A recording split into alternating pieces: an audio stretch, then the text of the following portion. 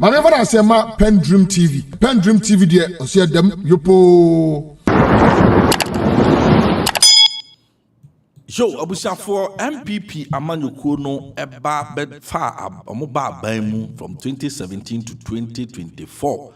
Omugugu radio stations bebree ewo krom ha ana oman na Abusia for NDC for so eba ye no radio stations bi a omososo emra kroa MPP for edidi eye NDC radio stations a omudundum no close in down no sa amra kro na ena eye NDC for so ehwehwe mu ze sana MPP for radio stations bi ti say asase radio chama Wontumi ni radio stations movement FM ni Wontumi FM ni ka ho nyina sana omososo sa amra kro na omoso oma flauti anaso mabuso ene ye de adi won na abusuafo eno no mampanyi John Dramani Mahama wanti ase o se debi mamonya sa de ye me nya vindictive me nya obi a me ye me so ye me amaye obi enti de achawo na momma won emre na omfa enhwe na boni bia na se mra bi omabuso no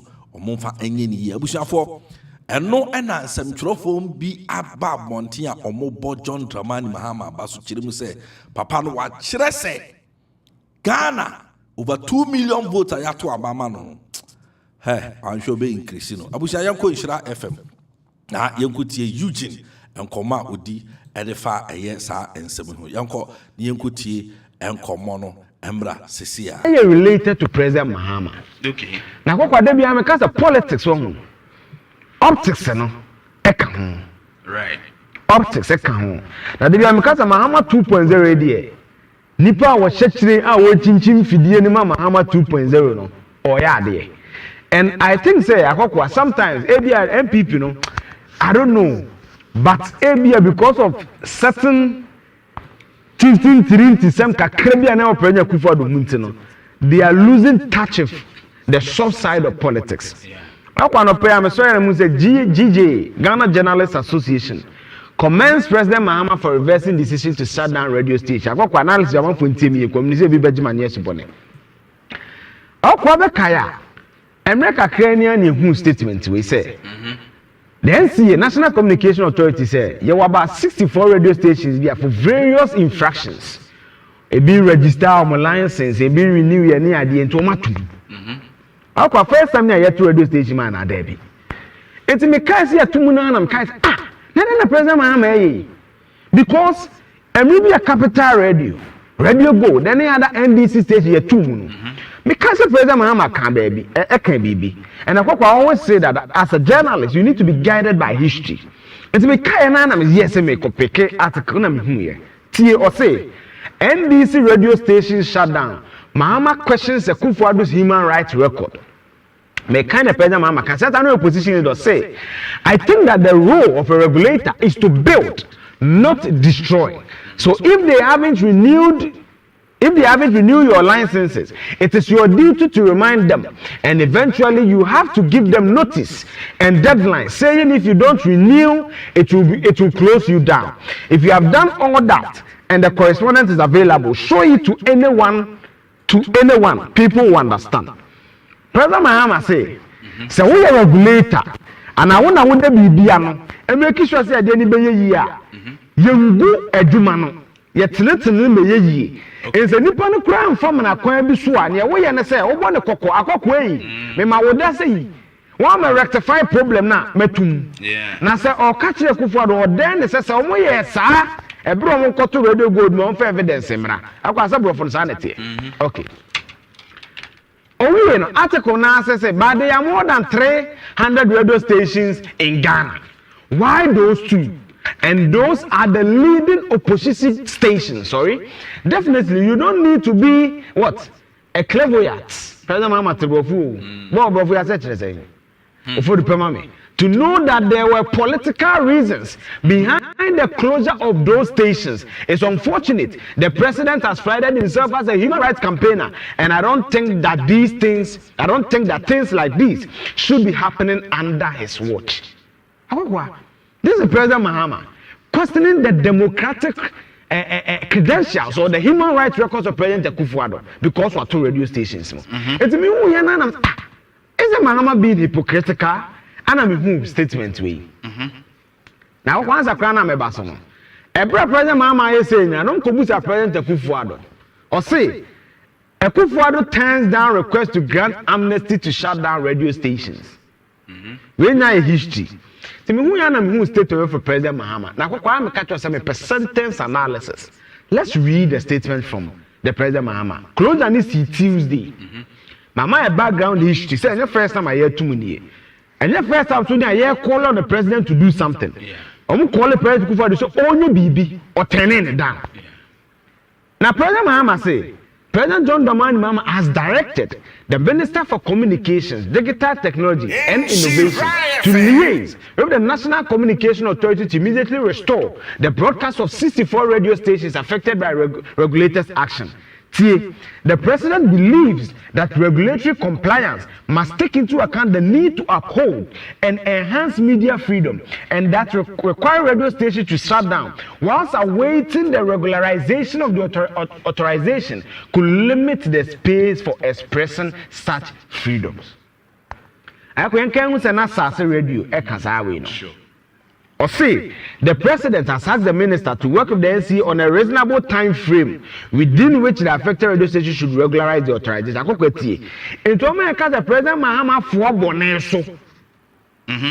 Okay, third paragraph now. I don't get the same impression. Or say a reasonable time frame. Now, see, a debi when Lusua certain actions will take place. How the optics on this? When you ask any political scientist, it's a good call for the president. And no na President Akufo-Addo ehunu. Until I can say, okay, the MPP report na Ashanti region there no. Unzo mo can say president ni intransigent. Yes it chi me free yes it chi meaning of intransigent tintin tirinti. Awokwa ebi kura say oh statement in the Tuesday no they cannot take this decision without consulting the president. Awokwa the optics of politics. If you because the President Mahama, I granted amnesty to Assassin Radio. In fact, I got quite idea. Interestingly, the station I'm a PK, GJ, Ebo Mahama Basono. When you feel like it's Assassin Radio. It's Assassin Radio. Right. So the optics, I got quite Mahama 2.0 way. He's ticking the right boxes. Well, I got him.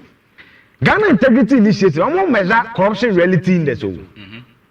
I want to say, corruption perception index yesusu say abano enu nipa ne ne no e yakromfo niema perception sure so in politics perception is very strong and akokwa sometimes me tena wona me hu MPP ko nyina bro mu bre nyina President Akufo-Addo intransigence o President Akufo-Addo intransigence no wa yetintintirinti no maybe wan ko betimi atani ama akwa we let away natural ne sen. In fact, okay, Sir President Akufo-Addo feigns ignorance of Sir Grant Amnesty. Not say it. Or say, President Akufo-Addo has turned down a request by the NDC, that is the national chairman, for example, to grant amnesty to radio station that had their licenses revoked. Okay, full article now. He as a baby cannot obey because he was feigning ignorance. As a would. So those times were some NDC stations involved. And the moment of marking the President Mahama so boneso any idea or say. President Mahama got on phone Munio or say the president has asked the minister to work with the NC on a reasonable time frame within which the affected radio stations should regularize the authorization. Right. This is the mark of a leader or Tifon for say. And that is what the MPP expected from President Akufo-Addo. Sometimes you let down your gas kakra. Right. Then you allow some fresh AB. That's my second story. Now my major Joe Abuja for NT aye enkoma yekofa Abraham no eno ena yede atoho ede amamo no eye media fo a ene Ghana GJ yeka Ghana GJ ana chese Ghana nyina eye and some drop for a cool part time omo ena omabe kasa na omodi abaso bodie e dia ma omampini John Dramani Mahama ekyire mu a ɔmampanyini John Mahama wayɛ adeɛ nti yɛmpene no san sɛ wakyerɛ sɛ ɔyɛ leader abusua mɛka no sɛ ɔmampanyini ademonstrate sɛ ɔyɛ obi a ɔnyɛ vindictive ɔyɛ obi a sɛbio ɔnyɛ tintintirinti ɔnyɛ obi a mɛka no sɛ woyɛ no bɔne a ɔde bi bɛtua wo ka na ɛnka saa decision wei wotie deɛ ɔmampanyini Akufo-Addo ɛkaeɛ ɛberɛ bi atwa mu a nka wei deɛ ka mɛka no sɛ ka ne kwan so ano no but ɔmampanyini John Dramani Mahama ahwɛ ameki sure sɛ pɛrɛpɛrɛ yɛ ɛbɛda hɔ nom ɔbɛhwɛ sɛ ɔbɛmeki sure sɛ nokoredie ɛbɛda hɔ na ɛnkɔba no sɛ obi yɛ mi bi naano nti nnɛ mesoso maba aban mu a mesoso meyɛ no bi de atua ka wakyerɛ sɛ ɔyɛ papa ɔyɛ agya ɔyɛ father for all yes wakyerɛ sɛ ɔyɛ father for all wate aseɛ nti momma yɛ nyinaa yɛmmɔ papa nama so ɛno ɛna Eugene kyerɛ mu a over 2 million votes a wanya no in fact asɛ ɔmampanyini Mahama ɛsi so dua ane ɔsi so dua anaasɛ ɔhyɛ ne ma ɔhyɛ ne ma because nneɛma bi wɔ hɔnom a ɔmampanyini bi anaasɛ aban bi mufoɔ ɛɛyɛ a saa nneɛma no kakra na ɛte ɛde abufuhyew nketenkete bi ba na ɛma wo ho yɛ nkurɔfoɔ bi ahi ne ɛho ade san sɛ sɛbio meka sɛ saa radio station hɔnom wobɛnya ɛyɛ nkurɔfoɔ bi a ɛyɛ floating voters yi bi enua abusuafoɔ ne wɔn mo a ebi wɔn kora wɔn kɔto aba de maa wo anaasɛ wɔn anto aba koraa nti saa nkurɔfoɔ no nyinaa so ohun sɛ saa ne nkurɔfoɔ a na ne nuanom ne nanfofoɔ nom abusuafoɔ a wagu wɔn station ama wɔn abɛtena fie na wɔn nsa ni radio so bi mmɔ ne din ne ɛho ade a ɛde abufuo ba ɛma obi a wayɛ n'adwene sɛ nkɔnkɔto aba kɔ ɔbɛkɔ wu nti ɔbɛkɔ akɔto aba tia wo ebi ankɔnkɔto aba koraa ebi ankɔnkɔto ya wo na ɔbɛto atia wo but ɔnkɔ koraa nti no ɛboa wo but ɛsan sɛ wakɔyɛ saa adeɛ no nti no excuse me ɛho abufuo etumi ɛma sɛbio ɔtumi kɔ ɛkɔto aba ɛde tia wo nti yɛ ɔnyɔma nketenkete bi wɔ ha ɛno na build up ɛma abufuhyew ba Ghana fuom ɛma sɛ yɛkɔ abatoɔ ano a yɛgyina so ɛde kɔto aba nti ɔmampanyini John Dramani Mahama ɛne yɛyɛ a wa demonstrate no ɛno ɛna Eugene ɛkyerɛ mu a ɔse ɔmampanyini ɔhyɛ n'abatoɔ ɛne ne perception index a kyerɛ sɛ aba ɛkyerɛ sɛ ɔmampanyini adwene mu yɛ fita ana ɔde bu ɔman no ɔhyɛ ne ma ɔhyɛ ne den nti Ghanafoɔ this is friends commendation a wɔsi yɛ nyinaa yɛde commend ɔmampanyini John Dramani Mahama ɛne n'aban ɛne kwan a wɔafa so atriti saa issue yi aha ɛyɛ PENDREAM TV mɛsrɛ so bɛ subscribe to the channel like video na share to other platforms ma ɔmo so ɛnya bi ɛnhwɛ PENDREAM TV yɛsɛ ɛdam yopo PENDREAM TV